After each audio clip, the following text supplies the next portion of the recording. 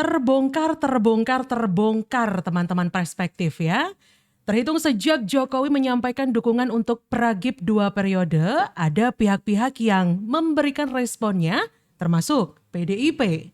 Bahkan Partai Banteng ini terdengar kritis menanggapi hal tersebut teman-teman. Ternyata nih, usut punya usut, mereka ini lagi ketakutan banget teman-teman ya. Satu-satunya sandaran yang bisa mereka lakukan itu ya bersandar ke Pak Prabowo. Nah, kebayangkan kalau misalnya dukungan Jokowi ini ditanggapi serius sama Presiden Prabowo untuk Pragib 2 periode. Auto nggak laku lagi PDIP ini ya, nggak bakal dilirik lagi, auto nyungsep. Periode pertama Wapres dan periode kedua Wapres tidak sama. Lalu kenapa di masa Prabowo harus sama? Masa lu boleh beda, terus masa sekarang harus sama gitu?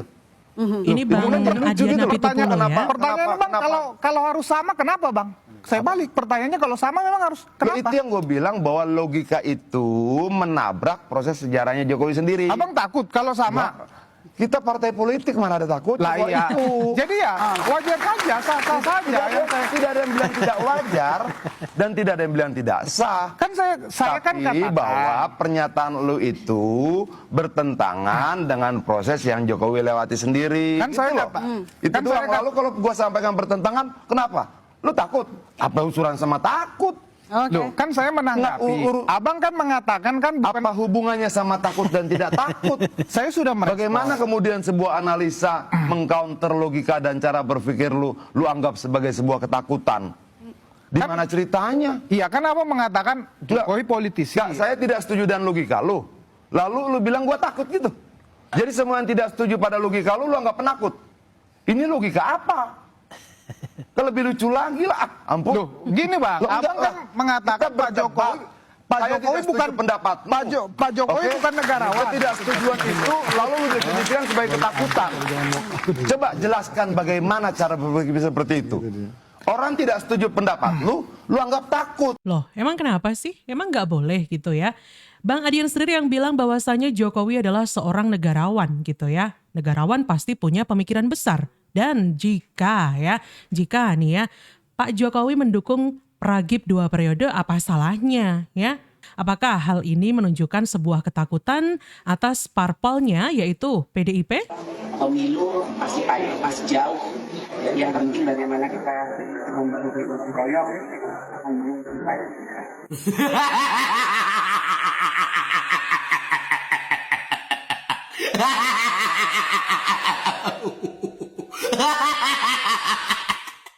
Fitnah boleh berisik, buzzer boleh teriak, Betul. Ramalan politik boleh dibuat setiap hari.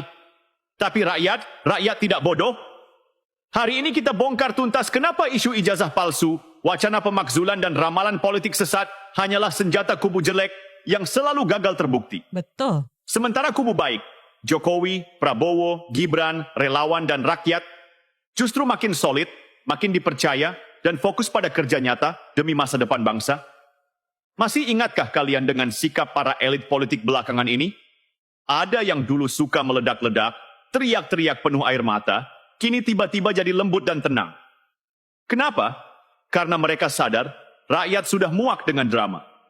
Sementara itu, Presiden Jokowi dengan tegas mengamanatkan dukung Prabowo Gibran 2 periode. Tuh ya. Ini bukan sekadar Dengerin, kalimat, ini pesan politik besar. Betul. Bahwa Jokowi percaya pada kesinambungan. Yes. Bahwa estafet kepemimpinan harus dijaga. Bahwa bangsa ini butuh stabilitas, bukan kegaduhan. Tapi apa respon kubu sebelah?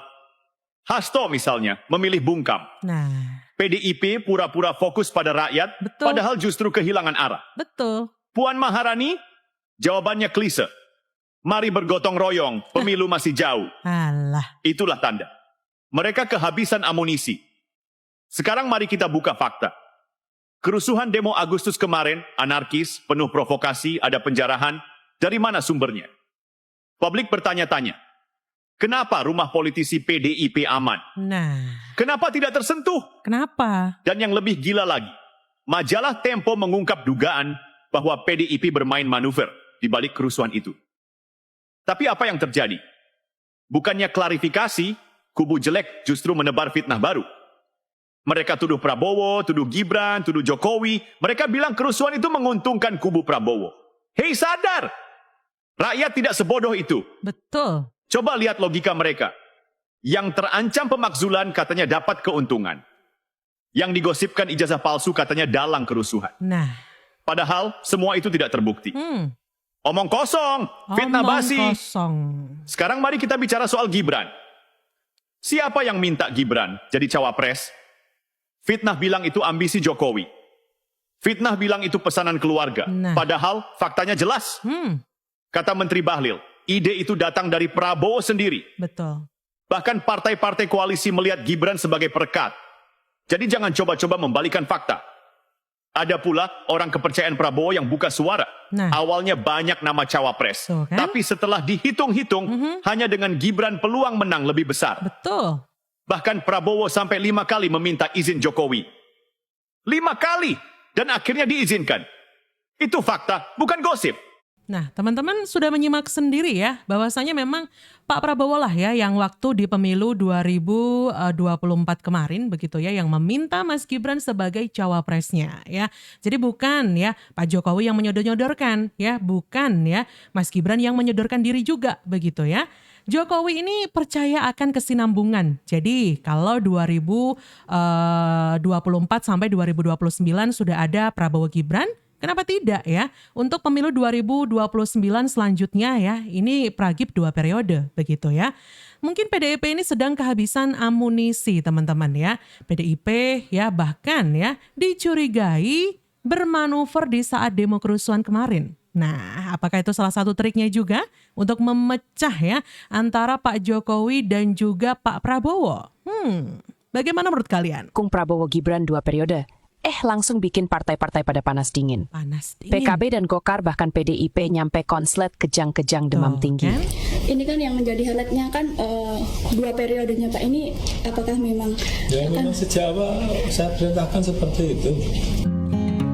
Pernyataan Presiden ke-7 RI Joko Widodo yang memerintahkan relawannya mendukung pasangan Prabowo Subianto Gibran Rakabuming Raka hingga 2 periode memantik berbagai komentar. Betul. Dari Partai Golkar, Nurdin Halid menilai seruan Jokowi terlalu dini sebab pemerintahan Prabowo Gibran baru berjalan setahun. Menurutnya yang penting sekarang adalah menuntaskan janji politik di periode pertama. Senada, Wakil Ketua Umum PKB Jazilul Fawait memberi perumpamaan ibarat salad, belum waktunya bicara periode kedua. Namun berbeda dengan PDIP. Andreas Hugo Pareira membaca perintah Jokowi sebagai taktik politik, bahkan disebut sebagai langkah penyelamatan mengingat Jokowi dan Gibran sedang diterpa isu ijazah palsu.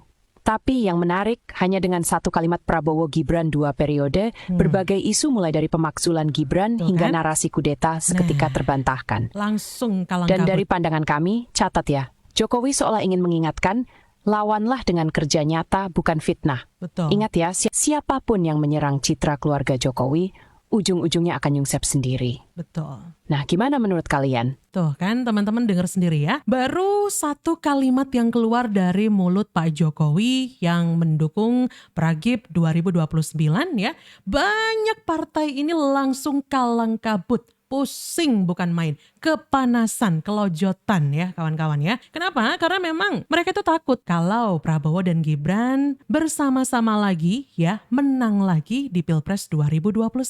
Ini jadi bukti ya bahwasanya Pak Jokowi ini ya meskipun tanpa partai tapi mampu membuat partai-partai besar lain panas dingin. Mengatakan bahwa Jokowi itu telah muncul sebagai sosok yang menandingi kedikdayaan partai-partai politik. Nah, ini nih. Baru jadi saja Jokowi saya itu omongin. sendiri sudah menjadi partai. Dia adalah seorang tokoh yang tidak punya partai politik, tetapi hampir seluruh gerak-gerik dan dinamika yang berlangsung pada partai-partai politik itu adalah pantulan dari pengaruh kekuasaan yang dia miliki. Gitu. Betul. Jadi di dalam beberapa hal, kalau kita sedikit mau melebih-lebihkan, Jokowi ini itu justru kekuasaannya atau pengaruhnya itu melebihi partai-partai politik. Wow, Itu terlihat ngeri sekali ya teman-teman ya. bahwa gerak-gerik yang dilakukan oleh Presiden Jokowi atau Jokowi lah ya, as an political actor di sini As an political itu actor. sangat mempengaruhi tingkah laku dan gerak-gerik partai-partai politik gitu dalam hal ini gitu.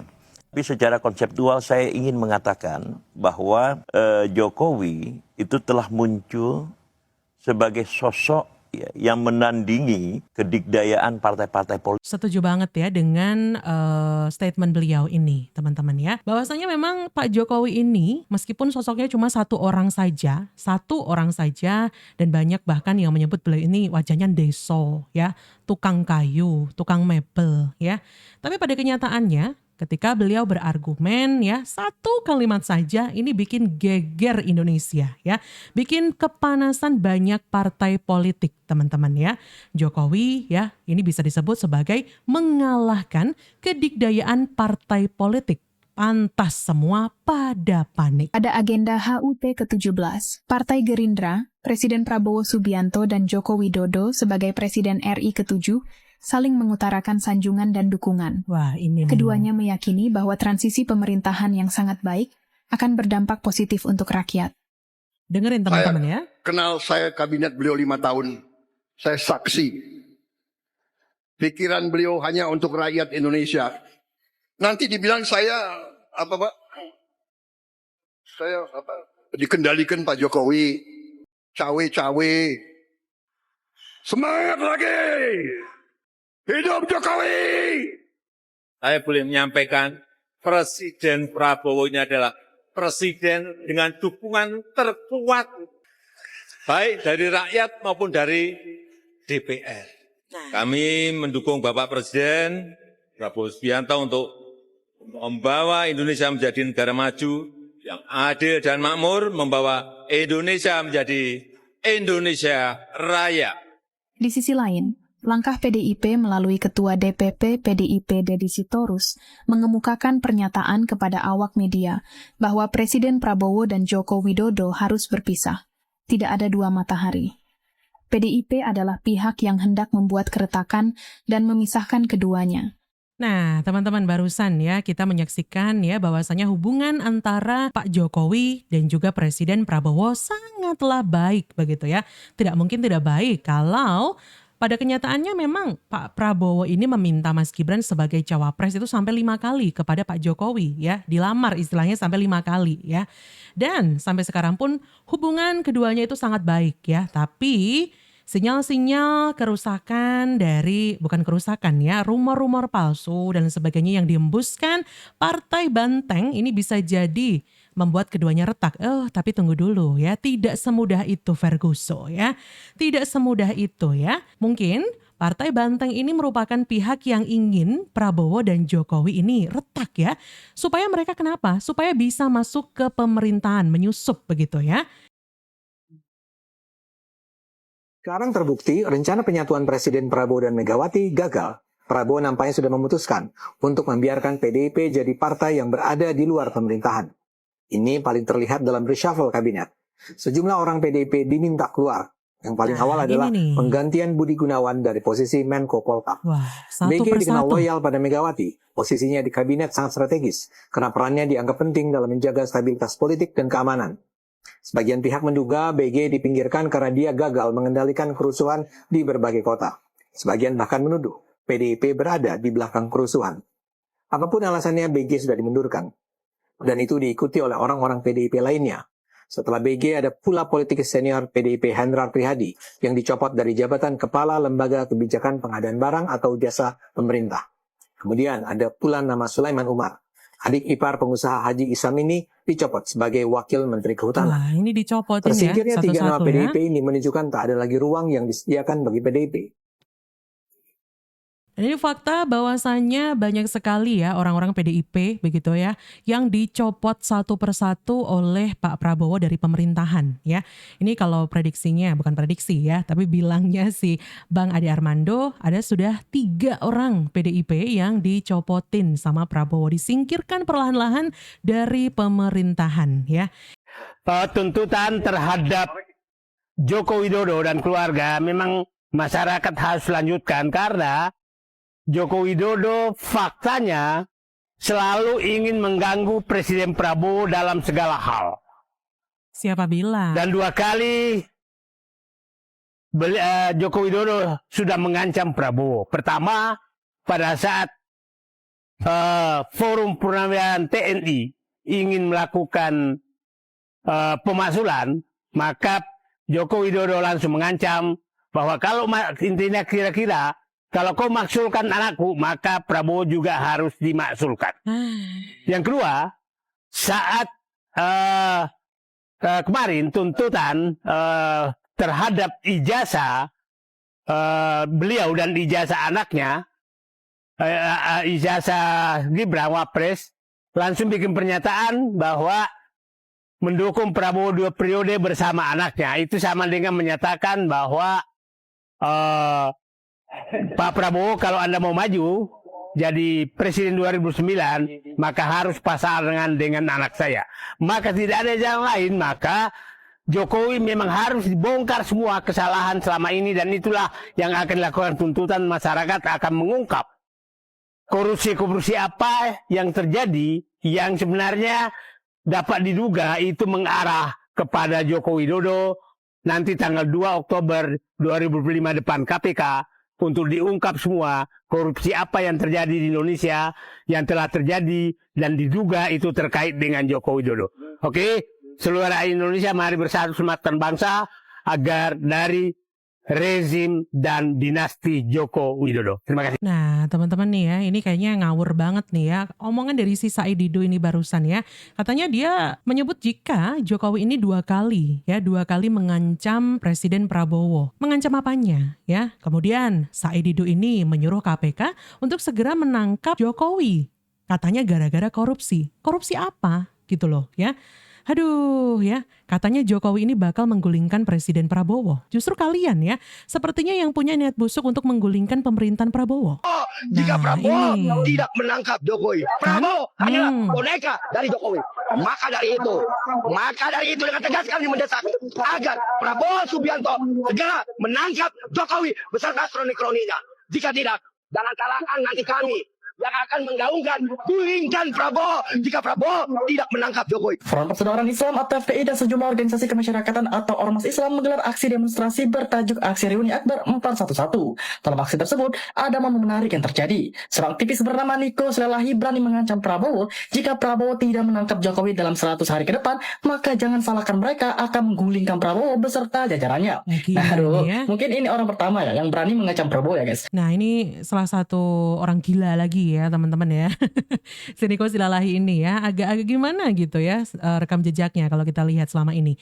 Nah ini nih ya yang katanya ngancam katanya Pak Jokowi ngancam Prabowo. Justru kalian ya yang mengancam Pak Prabowo sendiri gitu loh ya.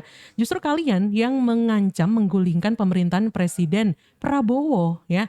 Bukannya Pak Jokowi. Ya, lah kok malah nuduh-nuduh Pak Jokowi yang mengancam ya.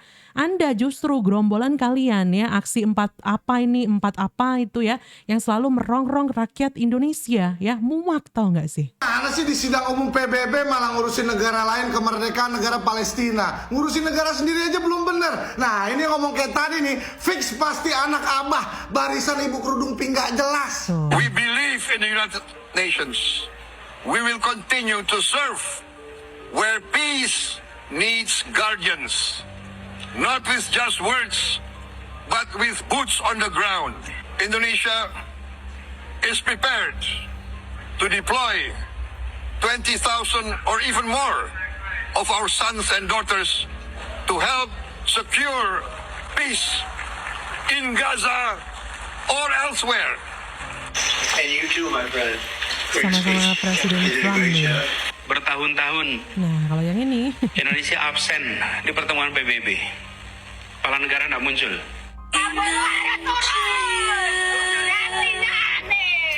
Ada yang lihat Pak Anies di sidang umum PBB? Gak ada. Gak ada kan?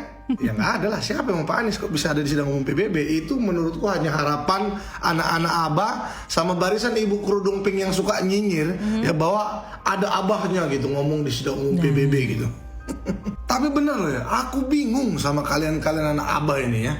kok masih bisa nyinyir gitu di tengah Pak Prabowo sedang dibangga-banggakan sama mayoritas masyarakat Indonesia termasuk aku. Bangga sekali loh. Bayangkan Pak Prabowo ngomong di depan seluruh pemimpin dunia di sidang umum PBB. Bahkan pendapat Pak Prabowo itu didengar, bahkan didukung oleh banyak negara untuk memerdekakan Palestina mengenai kemanusiaan. Itu kan luar biasa. Berarti negara kita itu didengar dunia, negara kita itu berarti sekarang kuat ya karena berani speak up gitu. Keren kan? Bener-bener masih terngiang-ngiang di kepalaku. Begitu berwibawa ya, bersemangat untuk menyatakan komitmen Pak Prabowo bahkan negara Indonesia. Tuh ya teman-teman, kita saksikan bersama bahwasannya anak-anak Aba itu selalu saja ribut melulu ya.